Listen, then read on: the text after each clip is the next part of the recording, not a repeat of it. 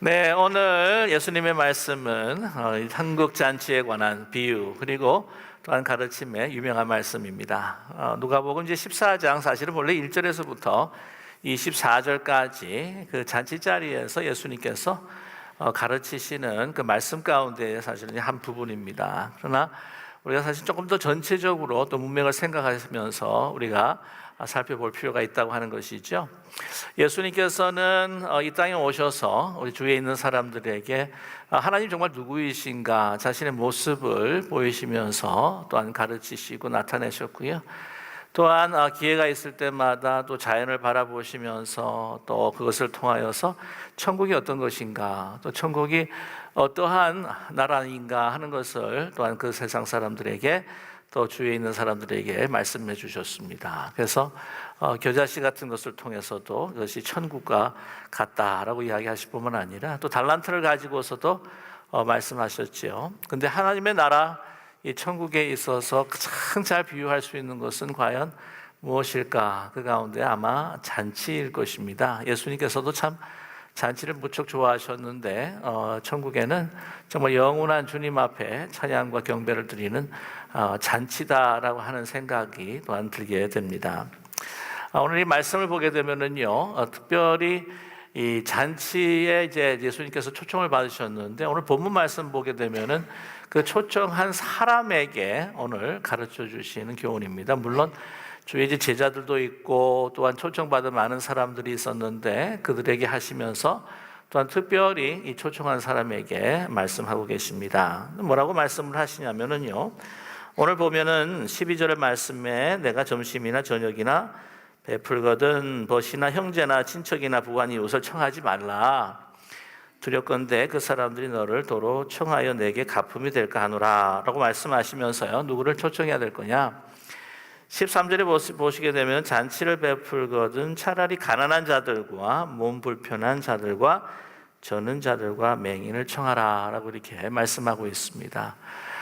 경제적인 장애를 앓고 신체적인 장애 또 시각적인 장애를 앓고 있는 사람들을 초청하라. 너희들의 이웃과 친척 또 여러분의 식구들을 초청하지 말라. 근데 이것을 이제 우리가 말씀을 들을 때에 막 지역하시는 분들 계세요. 이제부터는 목장 모임 가지지 말아야겠다. 이거 이제는 뭐 우리 가족끼리 식구도 이렇게 함께 같이 식사하지 말아야 되겠네. 라고 이렇게 아주 극단적으로 해석을 하시는 분인데 그렇지 않습니다. 계속 목장 모임 가지시고 또한 우리 친지들 사랑하는 가족들과 함께 이제 같이 식사를 하시고 또 초청을 하시는데 지금 오늘 이 상황, 이 문맥을 우리가 살펴보게 되면은요, 너무나 자기중심적인 이기적이고 아주 극단적인 그러한 이 초청하는 모습을 보면서 예수님께서 말씀하셨다는 것이죠. 천국의 자치라고 하는 것은 결코 그런 것이 아니다라고 이렇게 말씀합니다. 그런데 이 듣는 이 사람이 어떤 사람인가 하는 것은 오늘 이 본문에 포함이 되어 있지 않지만 오늘 이 중요한 이 잔치 자리에 그 소위 그 주인이다라고 하는 그 사람은 오늘 1절에 나타나고 있습니다. 안식일에 예수께서 한 바리새인 지도자의 집에 떡 잡수시러 들어가시니 그들이 엿보고 있더라라고 이렇게 말씀하고 있습니다. 어떤 잔치냐면은요, 안식일에 사실은 만찬입니다. 굉장히 중요한 만찬이에요. 다른 날보다도 안식일 만찬이 가장 중요한 만찬이기 때문에 뭐 다른 일들 다 제껴놓고라도 누가 초청을 한다든지 또한 안식일의 만찬에는 꼭 참여해야 할 필요가 있습니다. 그런데 오늘 바리새인의 지도자라고 하는 헬라 말은 이제 아르코온이라고 하는 말을 사용하는데 무슨 말과 또 비슷하지만 아르케라고 하는 아주 그 헬라 유명한 말이 있습니다. 그게 뭐냐면 더 비기닝이라고 하는 단어예요.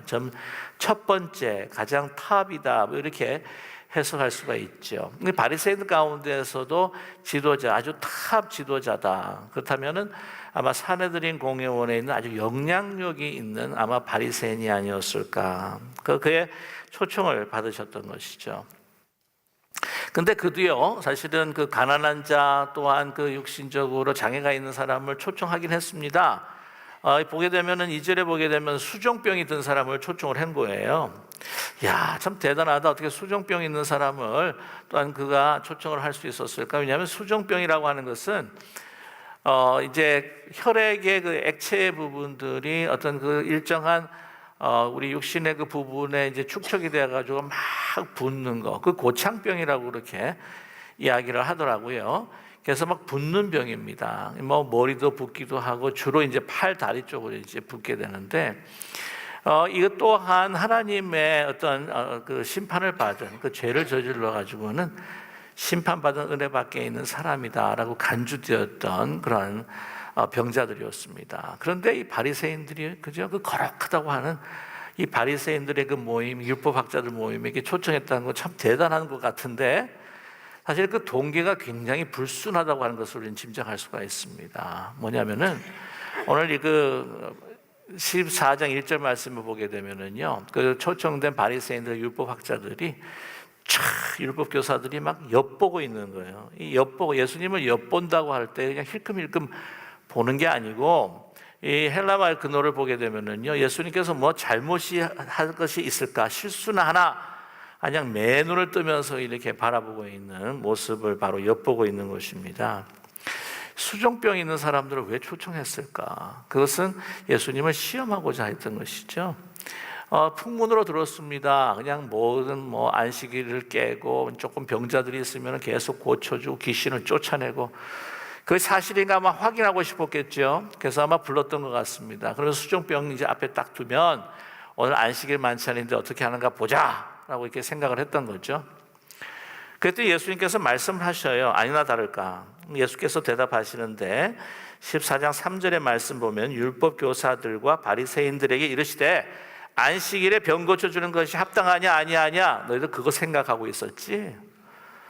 이 수종병 걸려가지고 얼마나 힘들까, 이 사람들과 그 고통을 함께 나누고 싶어서 초청한 게 아니라, 너희 요거 데려와 가지고는 내가 어떻게 하는지 그 시비 걸라고 이렇게 그를 초청한 거 아니냐. 한마디로 그 수종병 든 사람을 긍휼히 여겨서 난 그 존재를 참 어떻게 하면 도와줄까, 고통을 나눌까라고 하는 그 존재 자체에 대한 귀함과 소중함이 아니라 도구로 사용하기를 원했다는 거죠. 자기들의 목적을 달성하기 위해서 도구로 그 수종병 든 사람을 초청한 거예요. 그 예수님께서 그 마음을 탁 꿰뚫고 계십니다. 잠잠해요. 왜냐하면 마음이 다 들켜버렸네, 그죠? 그때 예수님께서 어떻게 하냐면요, 그 사람들 앞에서 고치지 않으시는 것 같아요. 그 사람을 데려다가 다른 곳으로 데려가시는 것 같아요. 이 사람을 고치는 데 있어서 너희들 앞에서 고치는 거에 가치가 없다는 거예요. 이 사람을 도구로 삼지 말라는 거죠. 그래서 한 잃어버린 어린 양을 마음에 품는 것처럼 데려가서 예수님께서 그를 고쳐서 보내십니다. 더 이상 너가 이곳에 머무를 필요가 없다. 너와 머무를 가치가 없다는 거예요. 그러면서 이제 말씀을 하십니다. 오늘 본문을 읽었던 말씀 가운데에 그들이 어떤 마음을 갖고 있는지, 또한 이 초청한 그 주인, 그 탑 지도자라고 하는 그 바리새인이 어떤 마음을 가지고 있는지, 거기서 일어나는 그 행태를 보니까 한심스러운 거예요. 그러면서 이제 가르치시는 겁니다. 어떤 행태를 보셨는가? 7절 보시게 되면 어떤 말씀이 나오냐면요, 청함을 받은 사람들이 높은 자리 택함을 보시고 그들에게 비유로 이렇게 말씀을 하세요. 이 천국의 잔치에 있어서 어디를 자리 잡아야 되는가 하는 것을 이제 말씀해 주시는데, 결론이 뭐냐면 11절에 무릇 자기를 높이는 자는 낮아지고 자기를 낮추는 자는 높아지리라라고 이렇게 말씀을 하세요. 그러니까 여기 행태를 보니까 어떻게든지 주인이 이제 중앙에 있습니다. 그때 당시 이제 유대인의 그 식탁이라고 한다면 이제 디귿자예요. 그래서 양편 이제 날개가 있고 이제 중앙에 이제 있는데, 그 중앙에 이제 주인이 앉습니다. 그러면 가장 귀한 손님들은, 가장 귀한 귀빈이다라고 생각하는 사람들은 가까이 앉혀요. 가까이 앉힐 수밖에 없는 게, 이게 대화를 하게 되면은 이렇게 소리가 이렇게 오고 가고 소통을 잘 해야 되니까 가까이 이제 모시는 거죠. 그리고 또 주인이 그것도 가장 귀하고 영향력 있는 사람하고 또 가까이 또 지내야 되지 않겠습니까? 자기도 그러면 이득이 있는 것이죠. 또 주인이 굉장히 높은 지위에 있고 영향력이 있는 사람이라고 한다면 사람들이 와가지고는요, 어떻게 하면 좀 이렇게 이야기를 나누고 좀 득을 볼까 싶어가지고는 그 옆자리로 오려고 하지 않겠습니까? 뿐만 아니라 그 옆자리에 온다고 하는 것은 자기가 어떻게 해요?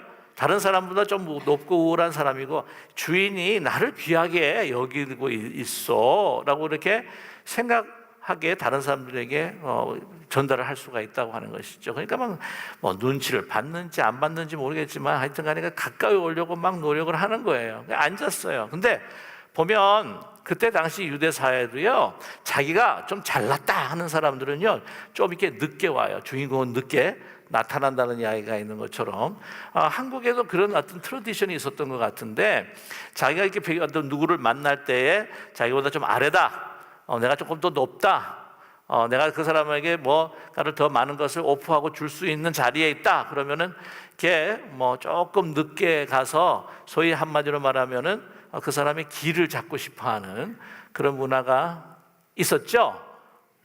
저는 잘 모르겠습니다만은.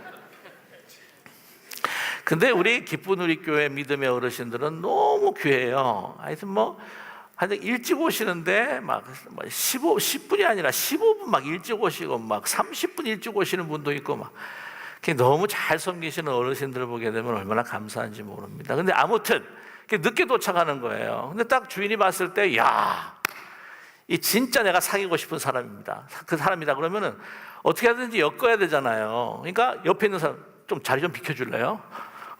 그 사람을 모셔야 되니까 얼마나 창피해요. 이건 이게 의자가 있어가지고는 그냥 앉았다가 옆으로 옮기는 것이 아니라 그때 당시에는 다 비스듬히 다 누워가지고 있었는데, 이 비스듬히 누운 상태에서 또 일어나려고 그러면은 이게 배가 좀 나오고 한 사람들은 또 진짜 힘들어, 그거는요. 사람들이 다 보니까 얼마나 창피하냐고요. 그래서 뭐라고 그러냐면, 야, 창피당하지 말고 세상 사람들도 이 지혜가 있는 거 보면 잠언에서도 이야기한 것처럼, 야, 들어오면 일단 말석에 앉아. 말석에 탁 앉으면 그 다음에 주인이 보고 난 다음에 저기 말석에 앉으실 분이 아닌데라고 이렇게 끌어당길 때에 그때 폼나지 않냐 라고 이야기하시는 거죠. 그러면서도 한 천국 그 자리에 잔치에 가치를 이야기해 주시는 것이 뭐냐면, 무릇 자기를 높이는 자는 어떻게 해요? 낮아지고 자기를 낮추는 자는 높아질 거다라고 이렇게 이야기를 합니다.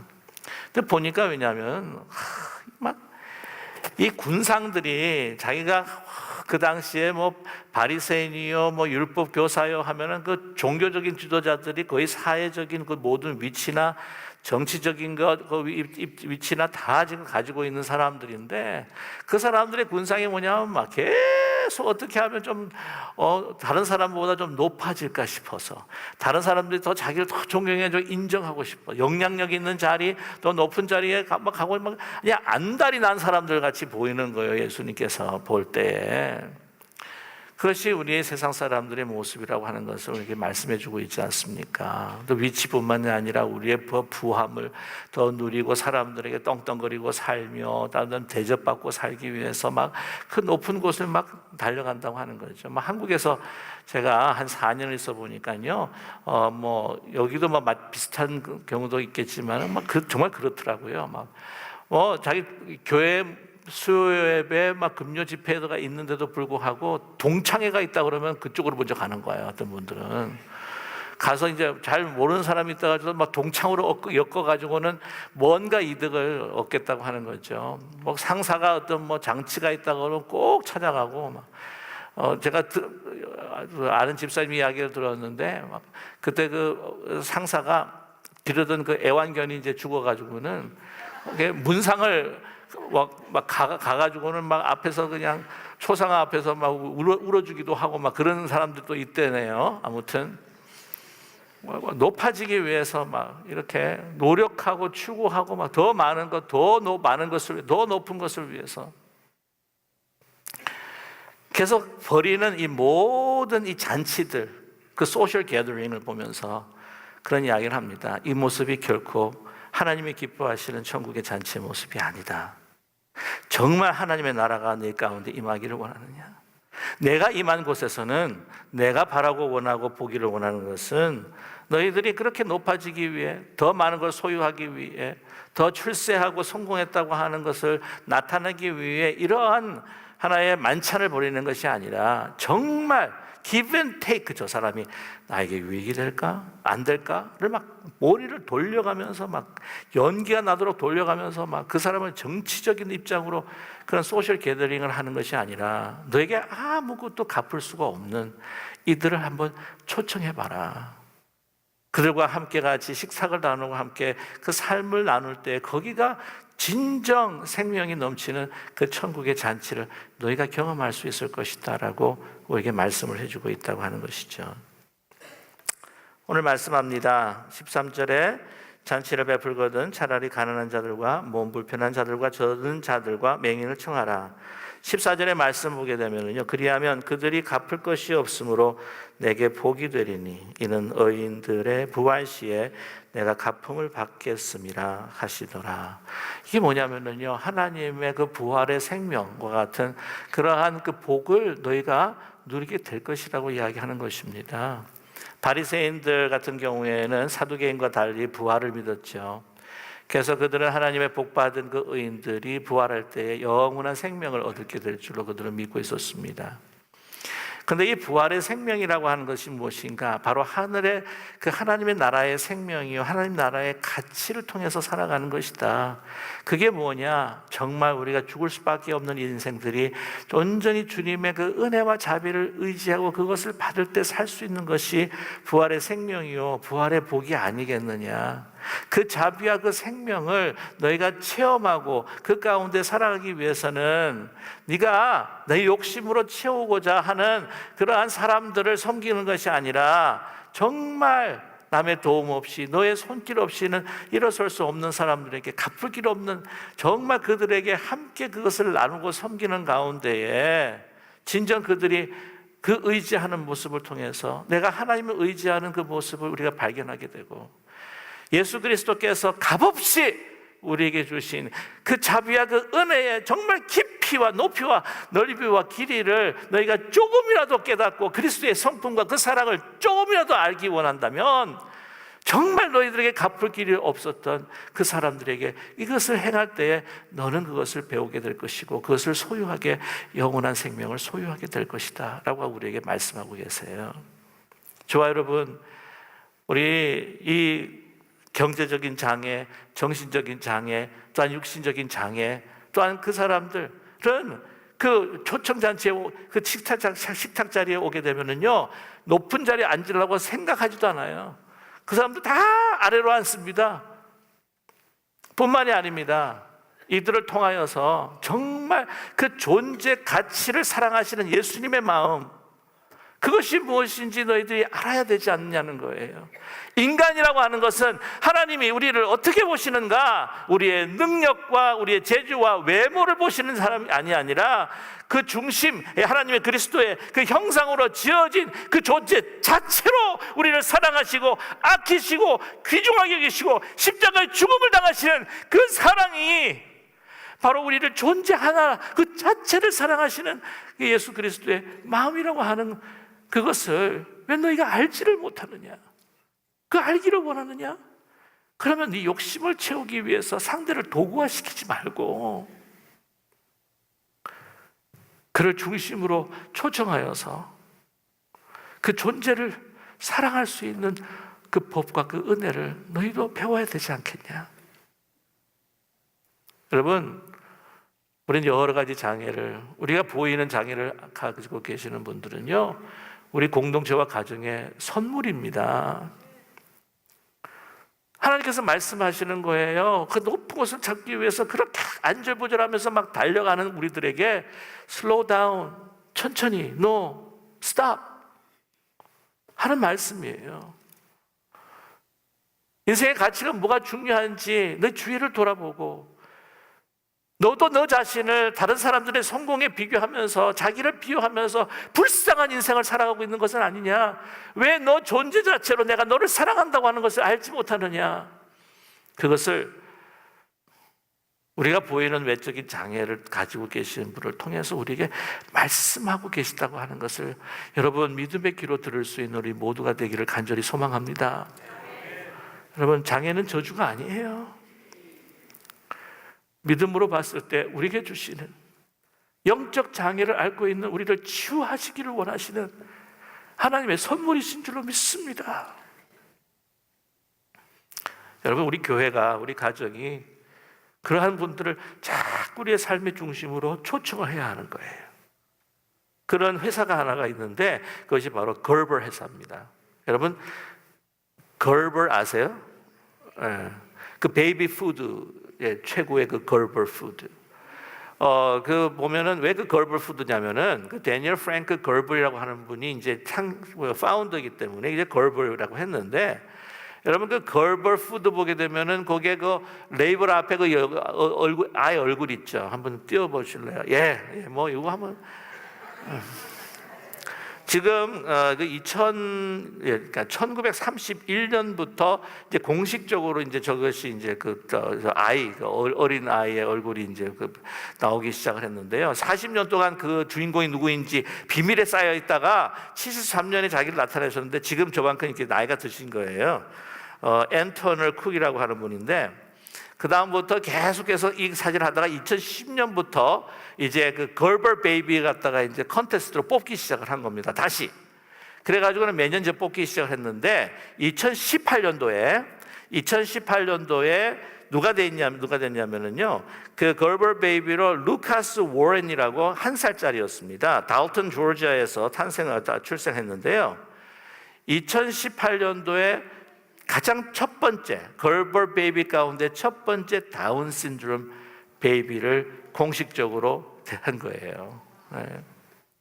근데 이걸 보면서 그 코트니 워런 그리고 제이슨 워런이 그 부모님이 뭐라고 이야기하냐면, 우리 루카스는 너무 아웃고잉하고 그리고 너무 에너제틱하고 낯선 사람이 오게 되면 막 환하게 웃어주고 또한 그를 웃게 하고 너무 해피한 그러한 정말 생명력을 느낄 수 있는 그러한 아이입니다. 근데 이 걸버 푸드에서 이 선정을 하면서 딱 보자마자 그 웃는 얼굴을 보면서 그냥 반해버렸다는 거죠. 그래가지고는 이제 그걸 선택을 했는데, 그때 그 선택했던 CEO, 가장 총책임자 CEO가 누구냐면 빌 파티카라고 하는 분입니다. CEO예요. 걸버 푸드에. 근데 기독교인입니다.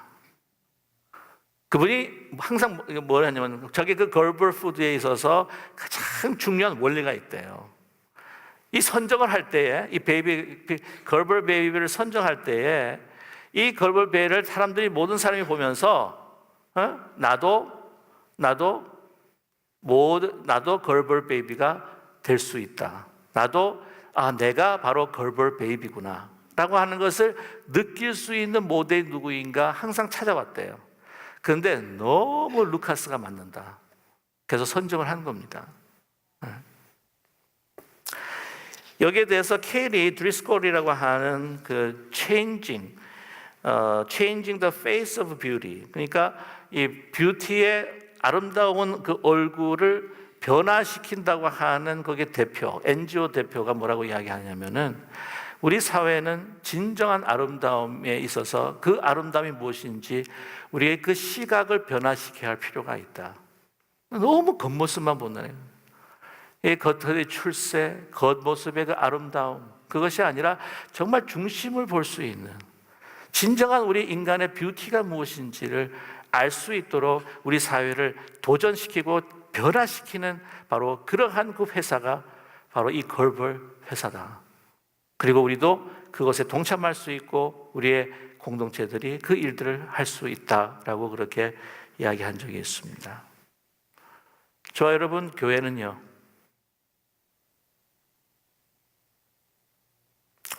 하나님의 나라를 가치를 가지고 진정한 아름다움과 진정한 하나님의 그 사랑과 그 은혜를 가지고 이 세상을 변화시켜야 하는 공동체인 줄로 믿습니다. 그러기 위해서 우리는 우리에게 주신 가장 귀한 우리 선물이 되는 우리 특수사역부, 우리 아름다운 믿음의 그 사람들, 장애인이 아니라 정말 귀한 하나님께서 보시는 그 존재로서 우리 커뮤니티 중심에 초청하고, 저는 그런 마음이 있어요. 이번에 또 회지를 갖다가 발간하게 된다면 어쩌면 우리 특사랑부 사람들을 표지에도 썼으면 얼마나 좋을까 하는 생각을 또한 갖게 됩니다. 우리 이러한 특수사역부, 우리 사랑부, 우리 장애우들이 우리 커뮤니티의 중심이 되고 얼굴이 된다고 한다면 하나님께서 기뻐하시는 그 천국의 비전, 모두들이 하나님의 은혜 가운데 초청될 수 있다라고 하는 그러한 커뮤니티라고 하는 하나님의 아름다운 그 비전과 꿈이 기쁜 우리 교회를 통해서 이루어지게 될 줄로 믿습니다. 그런 믿음 가지고 우리가 함께 사람을 살리고 사람을 세우는 그런 귀한 공동체가 될 수 있기를 주님의 이름으로 간절히 축원합니다. 기도하겠습니다. 사랑의 하나님 아버지, 은혜를 감사합니다. 우리 사랑하는 우리 사랑부에, 또한 우리 장애우들, 우리 믿음의 형제 자매들, 우리에게 주신 귀한 선물인 것으로 우리가 받을 수 있는 저희들 되게 도와 주시옵소서. 사랑의 하나님, 모든 사람들이 정말 그리스도의 그 사랑 가운데에 존재할 수 있다라고 하는 분명한 메시지를 가지고 있는 귀한 우리 선물들을 통하여서 우리 기쁜 우리 교회가 천국을 이뤄가는 복된 공동체 되게 도와 주시옵소서. 예수 그리스도의 이름으로 감사드리며 간절히 기도드립니다. 아멘.